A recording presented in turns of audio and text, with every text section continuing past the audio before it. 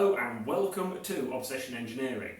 Regular viewers might recognise the CF Moto NK650 Supertwin that I'm stood behind, and this has been an absolutely great Supertwin for us. Now, this is owned by some wonderful sponsors of mine, Rob and Teresa, but there is a new toy on the block which has made this one a little bit irrelevant. Now, don't get me wrong, this is a great little bike. I've enjoyed some podium success at numerous club meetings with it. It's a really good bike, it handles wonderfully, it's over 90 horsepower. As Supertwins go, this thing is pretty darn good. But there's a new kid on the block, and we thought we'd better get to know him. So here it is, a already partly dismantled Aprilia RS660 Supertwin.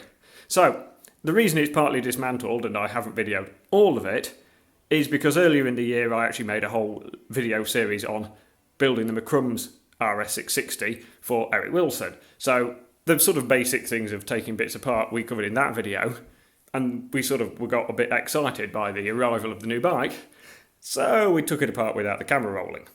So the first people to thank is of course Robert and Teresa, and then Wes over at McCrum's Motorcycles, because this is actually the McCrum's Motorbikes demo bike from last year. So if you were one of the people who went and scrubbed the tyres in and bedded the brakes and bits, then I thank you very much for running in our new race bike, and I kind of hope you weren't too gentle on it.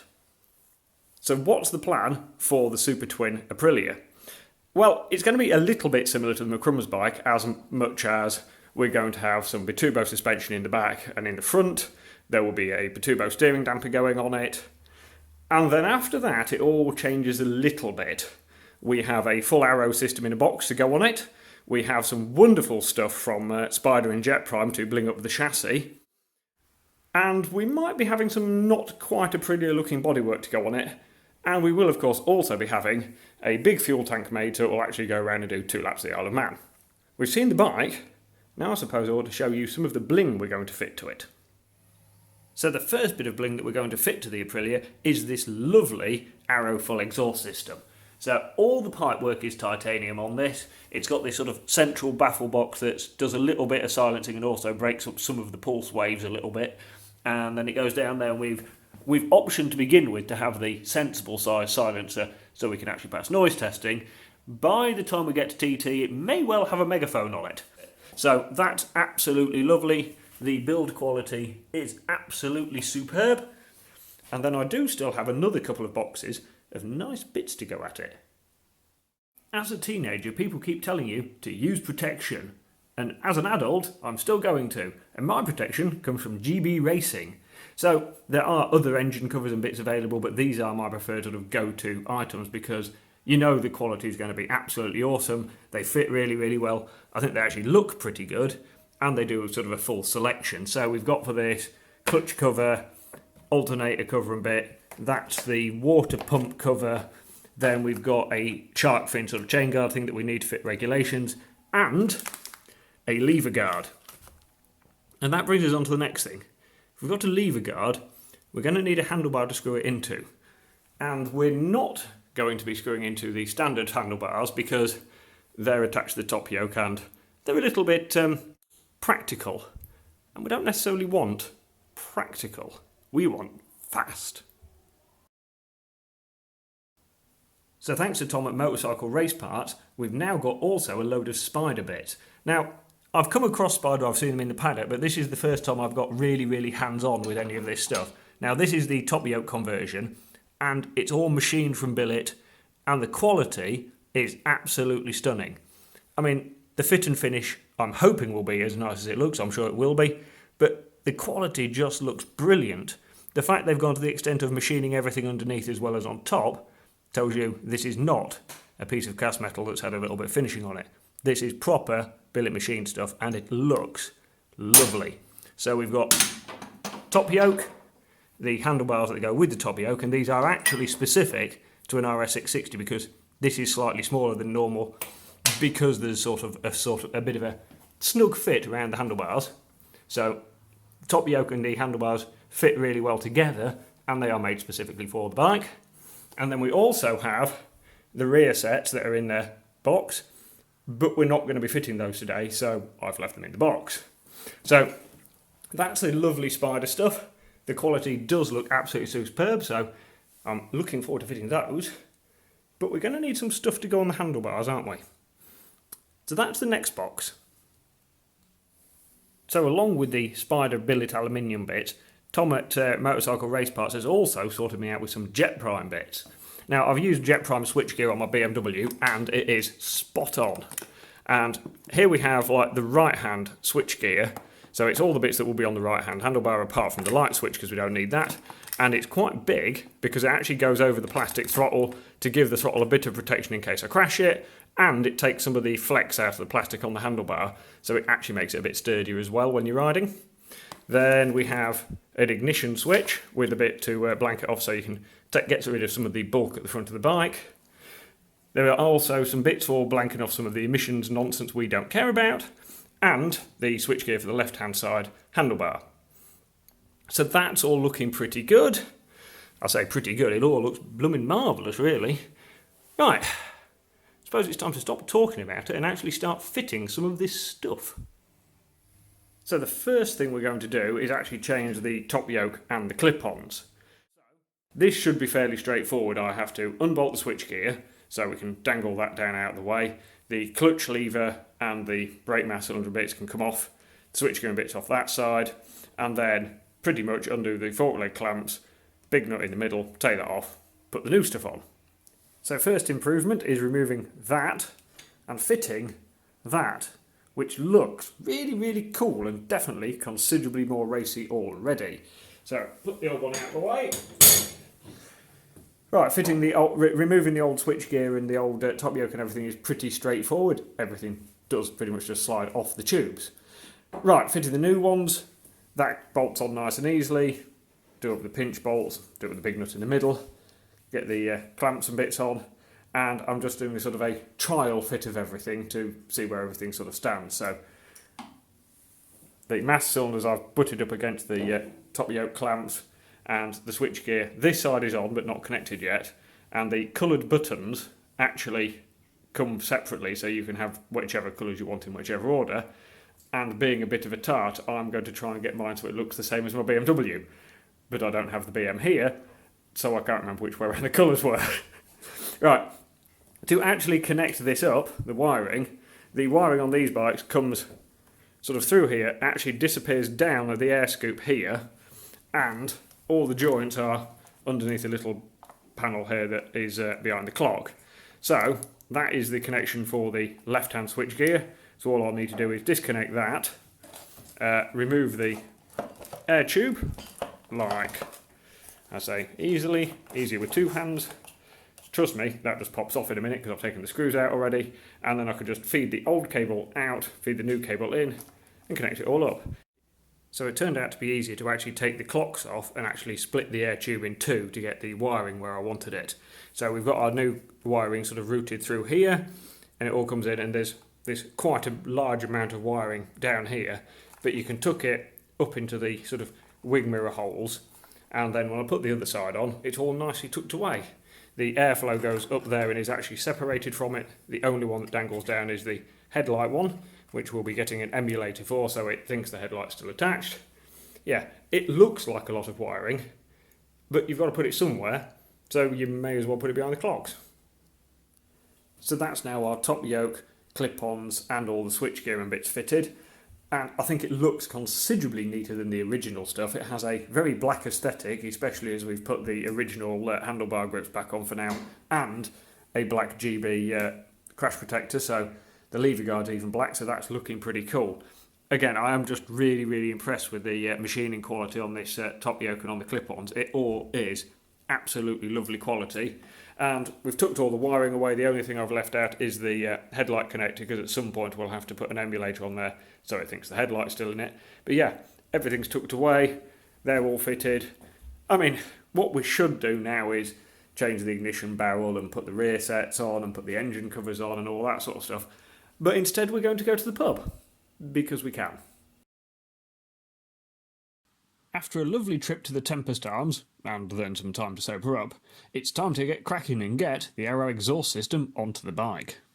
So obviously the first thing we need to do is remove the standard exhaust pipe. it does look like it should be fairly simple. There is a Lambda probe in each cylinder at the top here, but other than that, there's no sort of flapper valves or exit valves or anything like that. So removing it, I'm hoping, will be fairly straightforward. It does look like we've got to take the radiator off though, because there is a bracket at the bottom. I thought might just be able to swing it forwards, but if we go around the other side, the hose there is a bit short, so we won't get any sort of movement on the radiator. So it's going to be radiator off first. So for radiator removal, a big pair of grips to sort of slide these big clips out of the way. I quite like these. I first came across them on the BMWs, and I think they're easier than Jubilee clip. So I've slid that one out of the way. The one up here I've slid this way because it's easier, and I've drained the water out of the water pump from this bolt here and drained it straight into our watering can so that it can go back in the bike afterwards. The only clip that's a little bit fiddly is the one around here. It's got sort of a Aprilia favourite little sort of spring clip on it. So I'll flick that off with a screwdriver because I haven't actually got my special Aprilia spring clip tool with me today. So that one's the only one that's a little bit fiddly if you don't have the proper tool, but it's not going to be too much trouble. And then it's a couple of electrical connectors for the fans and 3 bolts. Nice and easy. So the radiator is off. The only thing that's actually really awkward is the fan connection is up here.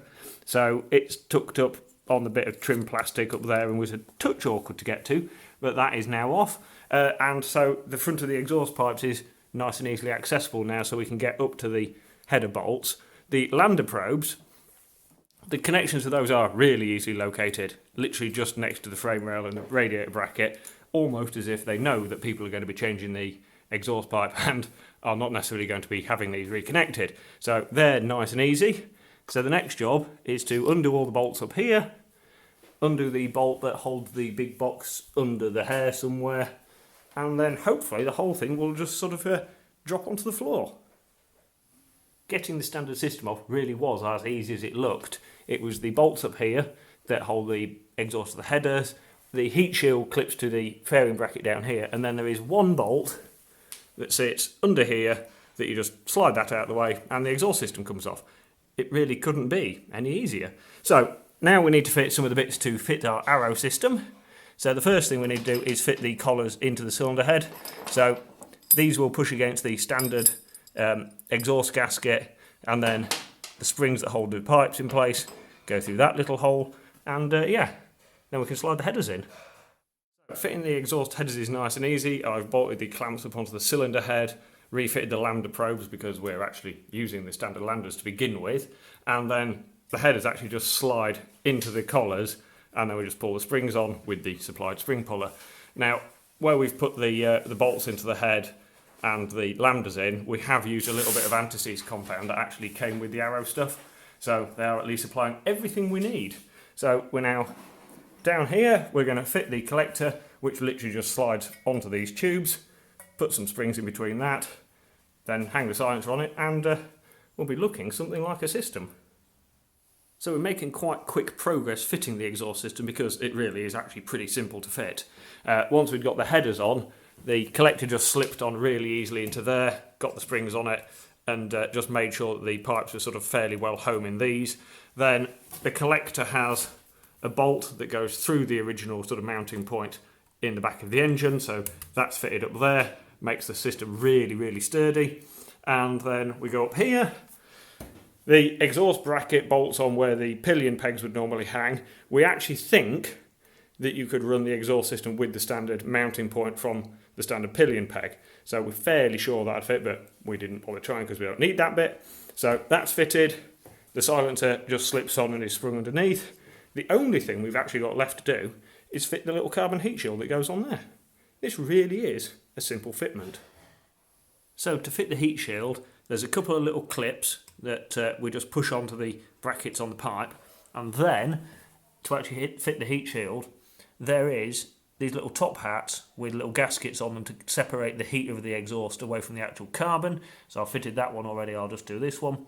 And then all it is, a couple of bolts with washers on, straight through the whole lot into the little bracket. Nice and easy.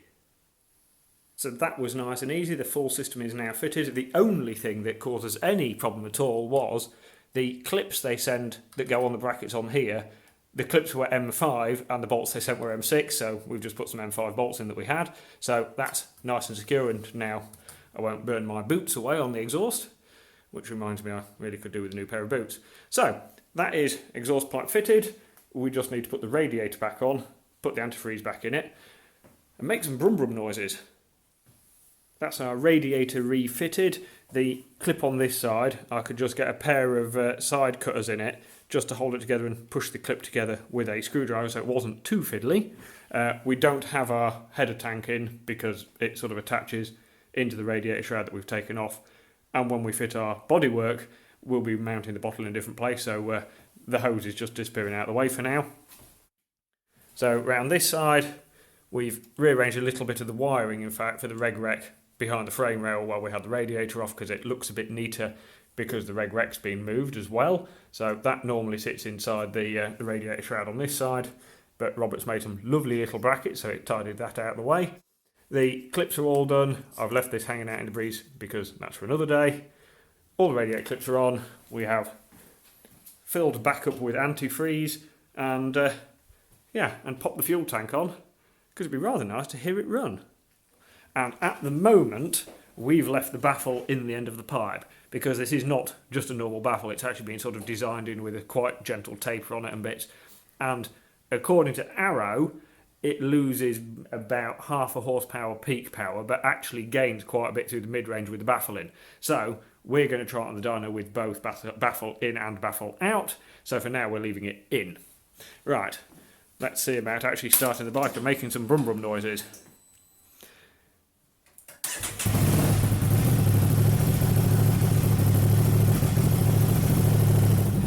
Oh, we'll give it a few revs now.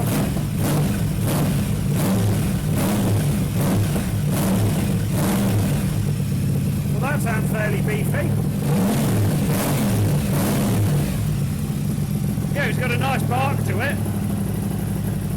The header pipes are colouring up nicely already. Got to love a bit of titanium. Lovely job. So that's the Arrow exhaust system fitted. It looks good, it sounds good, it saved us a load of weight, and it wasn't particularly difficult to fit. It's less than 2 hours today, and we've definitely not been rushing doing it. So I'm really pleased with that. There are a few extra bits we're going to do before we head to the dyno, but it will be interesting to see how good a power it makes as well. If you'd like to buy any of the bits that are on display on the bike, you can contact me on the email in the description. Thanks for watching, and join me again next time when we'll be doing some more motorbike fiddling.